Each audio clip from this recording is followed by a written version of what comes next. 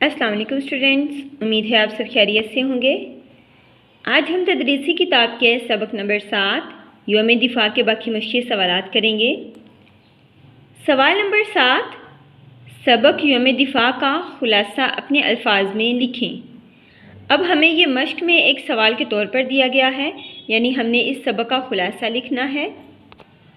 ہم جانتے ہیں کہ خلاصہ کسی بھی سبق، عبارت یا تحریر کا 1/3 حصہ ہوتا ہے۔ خلاصہ لکھتے وقت ہم آسان اور سادہ الفاظ کا استعمال کرتے ہیں اور اسے پیراگراف کی صورت میں لکھتے ہیں۔ آگے ہے خلاصہ۔ ہر سال یوم دفاع 6 ستمبر کو منایا جاتا ہے۔ ستمبر 1965 کی ایک اندھیری رات میں ہندوستان نے پاکستان پر حملہ کر دیا، لیکن پاکستان کی بہادر اور جرری فوج نے دشمن کے چھکے چھڑا دیے۔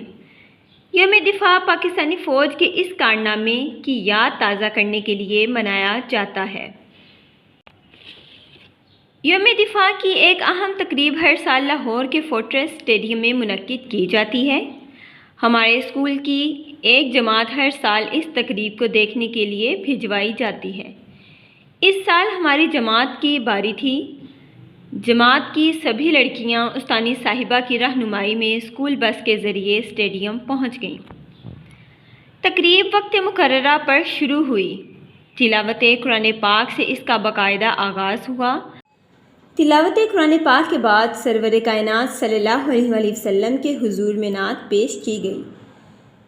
اس کے بعد قومی ترانہ پڑھا گیا۔ اس کے بعد فوجی جوان مختلف دستوں کی صورت میں مارچ کرتے ہوئے تماشائیوں کے سامنے سے گزرے۔ مارچ پاسٹ کے بعد فوجی جیپیں اور ٹینک میدان میں آئے۔ ہم یہ دیکھ کر حیران رہ گئیں کہ ہمارے فوجی جوانوں نے صرف 3 سیکنڈ میں تسمے والے جوتے پہن کر رائفلیں اٹھا لیں اور محاذ پر ڈٹ گئے۔ ہوائی جہاز سے پیراشوٹ کے ذریعے چھلانگ لگانے کا منظر بھی سحر انگیز تھا۔ ایسے نوجوان بھی تھے جنہوں نے اپنی جسمانی طاقت کا مظاہرہ کر کے دکھایا۔ ایک فوجی جوان نے جلتی ہوئی جیپ کو دونوں ہاتھوں سے روک کر دکھایا۔ ایک نوجوان نے تو اپنی طاقت کا ایسا سکہ بٹھایا کہ بہت دیر تک داد ملتی رہی، یعنی اپنی طاقت کا ایسا روب دکھایا، ایسا روب بٹھایا کہ اسے بہت دیر تک شاباش یا خراج تحسین ملتی رہی۔ سب سے آخر میں فوجی اسلحے کی نمائش کی گئی۔ خدا کے فضل سے ہم نے اپنے دفاع کے لیے بابر، غوری، غزنوی اور حطف میزائل بنا رکھے ہیں۔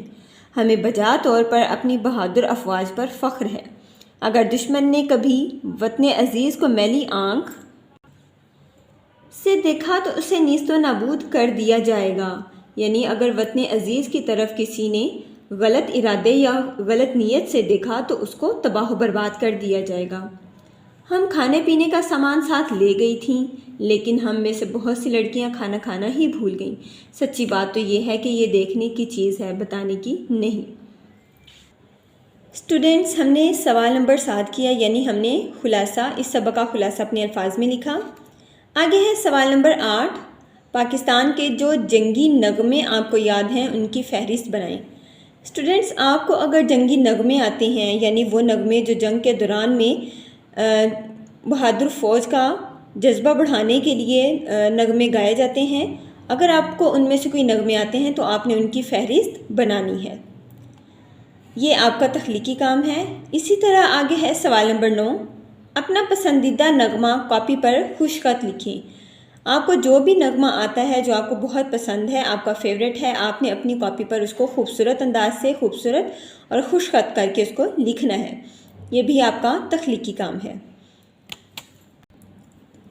آگے ہے سوال نمبر 10، کالم الف میں دیے گئے الفاظ کو کالم بے کے متعلقہ الفاظ سے ملائیں۔ اب ہمیں کالم الف اور کالم بے دیے گئے ہیں، ہم نے کالم الف کے متعلقہ الفاظ کو کالم بے سے ملانا ہے، یعنی ایسے الفاظ کو آپس میں ملانا ہے جن کا آپس میں ربط ہو یا تعلق ہو۔ کالم الف میں پہلا لفظ ہے یوم دفاع، کالم بے میں سے ہم نے اس کا متعلقہ لفظ یعنی اس سے ربط رکھنے والا لفظ دیکھنا ہے اور اس کے ساتھ اس کو ملانا ہے، تو وہ لفظ ہے 6 ستمبر۔ آگے ہے بہادر، جرری، تماشائی، دیکھنے والے، نعت، سرور کائنات صلی اللہ علیہ وآلہ وسلم، حیرت انگیز، سحر انگیز۔ آگے ہے اس میں ضمیر کی تذکیر و تانیث۔ ہم تذکیر و تانیث پڑھ چکے ہیں، لیکن آج ہم اس میں ضمیر کی تذکیر و تانیث پڑھیں گے۔ پہلے ہے اس میں ضمیر، وہ الفاظ جو اسم کی جگہ پر استعمال کیے جاتے ہیں اس میں ضمیر کہلاتے ہیں۔ اس میں ضمیر کا فائدہ یہ ہوتا ہے کہ بار بار اسماء یعنی نام نہیں دہرانے پڑتے۔ مثال کے طور پر یعنی وہ اسماء، وہ الفاظ جو ہم اسم کی جگہ پر استعمال کرتے ہیں یعنی کسی کے نام کی جگہ پر استعمال کرتے ہیں وہ اس میں ضمیر کہلاتے ہیں۔ اس کا فائدہ یہ ہوتا ہے کہ ہمیں اس کا نام بار بار نہیں لکھنا پڑتا یا نام بار بار دہرانا نہیں پڑتا، اس کی جگہ پر ہم اس میں ضمیر یعنی وہ الفاظ استعمال کر لیتے ہیں۔ اب آگے ہے مثال۔ قائد اعظم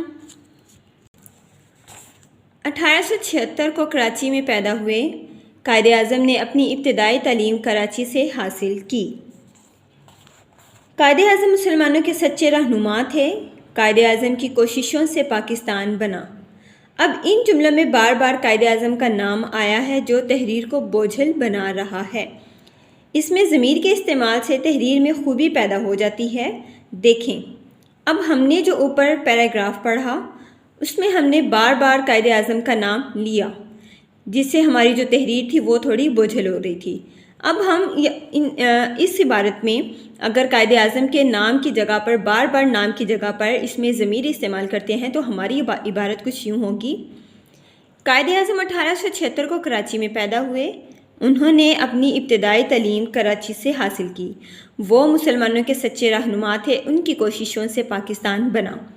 اب ان جملوں میں ہم دیکھیں گے انہوں، وہ اور ان کی، تو یہ سب کیا ہیں؟ اس میں ضمیر ہیں۔ ان جملوں میں انہوں، وہ اور ان کی ضمیریں استعمال ہوئی ہیں۔ یہ سب قائد اعظم کی جگہ پر آئی ہیں۔ اردو ضمائر میں تذکیر و تانیث کا کوئی فرق نہیں ہوتا۔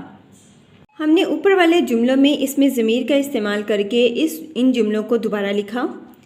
اب ہم اگر اس میں ضمیر میں تذکیر و تانیث کی بات کرتے ہیں تو اردو ضمائر میں تذکیر و تانیث کا کوئی فرق واضح نہیں ہوتا، یعنی یہ فرق واضح نہیں ہے کہ انہوں، ان، وہ، یہ جو اس میں ضمیر ہیں یہ مذکر کے لیے ہیں یا مؤنث کے لیے۔ اردو ضمائر میں تذکیر و تانیث کا کوئی فرق نہیں ہوتا، یعنی جب اردو میں ہم اس میں ضمیر لگاتے ہیں تو اس میں تذکیر و تانیث کا کوئی فرق واضح نہیں ہے کہ ہم نے یہ مذکر کے لیے استعمال کرنے ہیں الفاظ یا مؤنث کے لیے، بلکہ اس میں ضمیر جو ہیں وہ دونوں کے لیے ایک ہی ہوتے ہیں۔ جی اسٹوڈنٹس، یہ تھا ہمارا آج کا کام۔ آپ نے سوال نمبر 7 خلاصہ جو ہے وہ آپ نے اپنی کاپی پر لکھنا ہے۔ سوال نمبر 8 اور 9 آپ کا تخلیقی کام ہے۔ آپ نے جو جنگی نغمے یاد کیے ہوئے ہیں جو آتے ہیں وہ آپ نے اپنی کاپی پر اس کی فہرست بنانی ہے، اور سوال نمبر 9 جو آپ نے اپنا پسندیدہ ملی نغمہ جو آپ کو آتا ہے وہ بھی آپ نے اپنی کاپی پر لکھنا ہے۔ اس کے علاوہ ہم نے کالم پڑھا، وہ آپ نے اپنی کتابوں پر حل کرنا ہے، اور پھر ہم نے اس میں ضمیر کی تذکیر و تانیث پڑھی، یہ آپ نے اس کا مطالعہ کرنا ہے اور اس کو سمجھنا ہے۔ تمام سوالات آپ نے یاد بھی کرنے ہیں۔ اگلے سبق تک کے لیے اللہ حافظ۔